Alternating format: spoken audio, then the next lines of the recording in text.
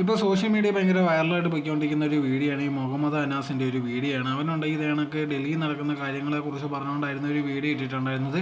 ഞാനുണ്ടെങ്കിൽ നേരത്തെ ഉണ്ടെങ്കിൽ നേപ്പാളിൽ പോയിട്ടുണ്ട്, അവിടുത്തെ പ്രക്ഷോഭത്തിലൊക്കെ പങ്കെടുത്തിട്ടുണ്ടായിരുന്നു. അവിടെ ഉണ്ടായിരുന്ന പോലീസുകാരെയൊക്കെ കല്ലെറിഞ്ഞ് ഓടിച്ചിട്ടുണ്ടെന്നുള്ള രീതിയിലൊക്കെ പറഞ്ഞിട്ടുണ്ടായിരുന്നു.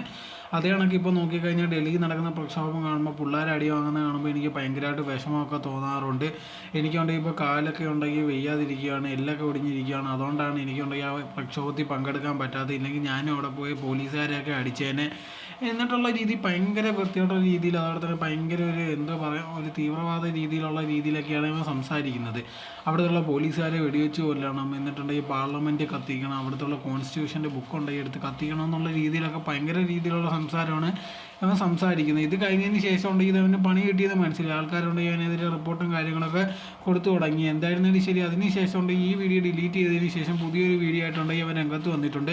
അതിനകത്ത് പറഞ്ഞൊരു കാര്യം എന്ന് പറഞ്ഞാൽ, എനിക്കൊരു ആവേശത്തിന് പറ്റിപ്പോയത്, അങ്ങ് പറഞ്ഞു പോയത്, എന്നോട് ക്ഷമിക്കേണ്ടത്, ഞാനൊരു മലയാളി അല്ലേ, എന്നോട് ക്ഷമിക്കണമെന്നുള്ള രീതിയിലൊക്കെ ഉള്ളൊരു വർത്തമാനമാണ് സംസാരിച്ചത്. പക്ഷേ അവൻ്റെ മനസ്സിലുള്ള ഒരു കാര്യമാണ് വെളിയിൽ വന്നത്. അവനെ പുറത്തുള്ള ആൾക്കാർ ഒരുപാട് എണ്ണം ഇങ്ങനെ നാട്ടിലുണ്ട്. അങ്ങനത്തെ ഉള്ളവന്മാരുണ്ടെങ്കിൽ ഇതിനകത്തുള്ള സാഹചര്യങ്ങളൊക്കെ ഉണ്ടെങ്കിൽ മുതലെടുക്കാൻ ശ്രമിക്കുന്നതായിരിക്കും. പക്ഷേ ഇതിൻ്റെ ഈ പ്രൊട്ടസ്റ്റിൻ്റെ യഥാർത്ഥ ഉദ്ദേശം മനസ്സിലാകാത്തവന്മാരാണ് ഇതിനുള്ള ചാൻസ് ഉപയോഗിക്കാൻ വേണ്ടി ശ്രമിക്കുന്നത്. ഇവനെ പോലത്തുള്ളവന്മാരെയാണ് ഏറ്റവും കൂടുതൽ ഇതിനകത്തുള്ള പ്രൊട്ടസ്റ്റിൽ നിന്ന് മാറ്റണം, അല്ലെങ്കിൽ നമ്മുടെ നാട്ടിൽ നിന്ന് തന്നെ മാറ്റി നിർത്തേണ്ട അവനെ പോലത്തുള്ളവന്മാരെയാണ്.